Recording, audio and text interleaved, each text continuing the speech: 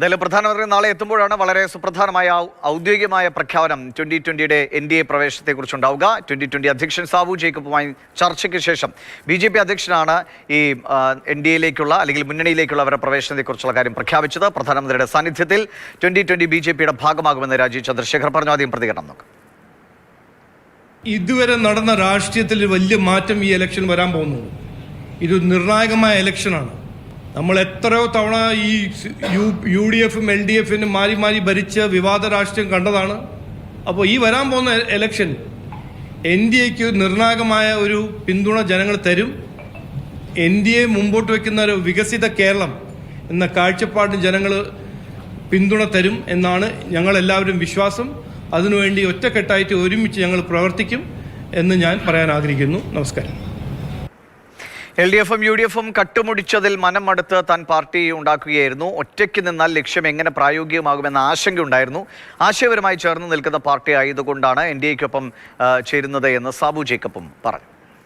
ഞങ്ങൾ ഒറ്റയ്ക്ക് നിന്ന് ഈ കേരളത്തെ മാറ്റിയെടുക്കുക, വികസനം പൂർത്തിയാക്കുക, അല്ലെങ്കിൽ ജനങ്ങളുടെ ക്ഷേമം ഉറപ്പാക്കുക എന്ന ആ ഒരു ലക്ഷ്യം എത്താൻ ബുദ്ധിമുട്ടുണ്ട് എന്ന് മനസ്സിലാക്കി.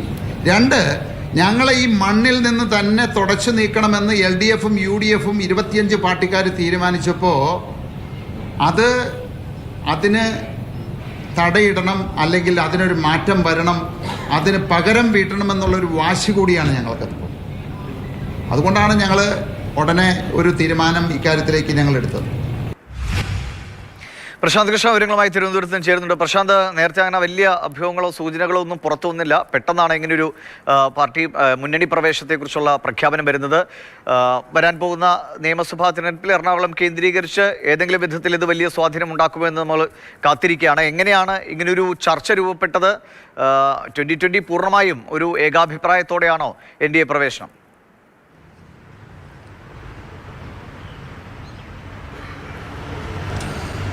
2020 പരമ്പരാഗതമായുള്ള രാഷ്ട്രീയ പാർട്ടികളുമായോ മുന്നണികളുമായോ സഹകരിക്കാതെ വേറിട്ട സ്വഭാവത്തിൽ നിന്നാണ് കഴിഞ്ഞ ഒരു പതിറ്റാണ്ടിലധികമായി ഈ ശ്രദ്ധ കേന്ദ്രീകരിച്ച് അല്ലെങ്കിൽ അവരുടെ മുദ്ര പതിപ്പിച്ചത്.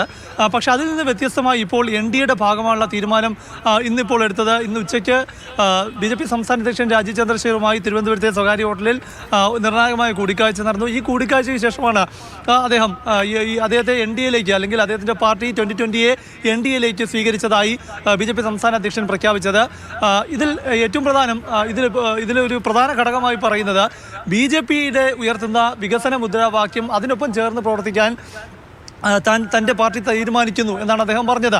അപ്പോൾ BJP-യും 2020 ഉയർത്തുന്ന വികസന മുദ്രാവാക്യമാണ് എന്ന ഒരു വിഷയം ഉയർത്തിയാണ് ഇരുവരും തമ്മിൽ അല്ലെങ്കിൽ ഇരു കൂട്ടരും തമ്മിൽ സഹകരിക്കുന്നത്, NDA-യുടെ ഭാഗമാകുന്നത്. ഇതിലേറ്റവും പ്രധാനം 2020 2012-ലെ 21-ലെ നിയമസഭാ തെരഞ്ഞെടുപ്പിൽ 15% വോട്ടാണ് 8 നിയമസഭാ മണ്ഡലങ്ങളിലായി നേടിയത്. അതിനുശേഷം 24-ലെ നിയമസഭാ തെരഞ്ഞെടുപ്പായപ്പോൾ, ലോക്സഭാ തെരഞ്ഞെടുപ്പായപ്പോൾ 2 പാർലമെൻറ്റ് മണ്ഡലങ്ങളിലായി 11% വോട്ട് നേടി.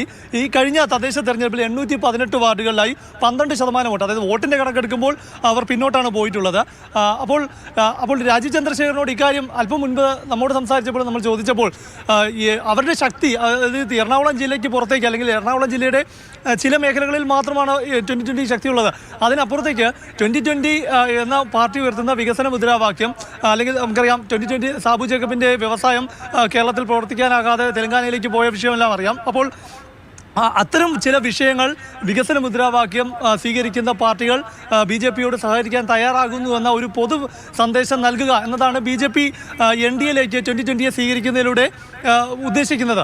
അല്ലാതെ 2020 എറണാകുളം ജില്ലയ്ക്ക് പുറത്തോ കേരളത്തിലാകമാനമോ ഒരു NDA-യുടെ ഭാഗമായതുകൊണ്ട് ഒരു ചലനം ഉണ്ടാക്കുമെന്ന് BJP പ്രതീക്ഷിക്കുന്നുമില്ല. അങ്ങനെ ഒരു ചലനം ഉണ്ടാക്കാനും പോകുന്നില്ല. എന്തായാലും ഈ തെരഞ്ഞെടുപ്പ് കാലത്തെ ഒരു ക്യാച്ചാണ് 2020 എന്ന ഒരു മുദ്രാവാക്യം ഉയർത്തുക, അല്ലെങ്കിൽ അങ്ങനെ ഒരു സന്ദേശം ജനങ്ങളിലേക്ക് നൽകുക എന്നതാണ്. ഏതായാലും സാബു ജേക്കബിനോട് UDF-ഉമായി 2020 ചില ചർച്ചകൾ നടത്തിയിരുന്നു എന്ന് വേണം മനസ്സിലാക്കാൻ. കാരണം UDF-ഉമായി സഹകരിക്കുന്ന കാര്യം, അവരുമായി ചർച്ച നടത്തിയ കാര്യമെല്ലാം സാബു ജേക്കബിനോട് ചോദിച്ചപ്പോഴും അക്കാര്യങ്ങൾ ഇനി പറയേണ്ടതില്ലല്ലോ എന്നതാണ്.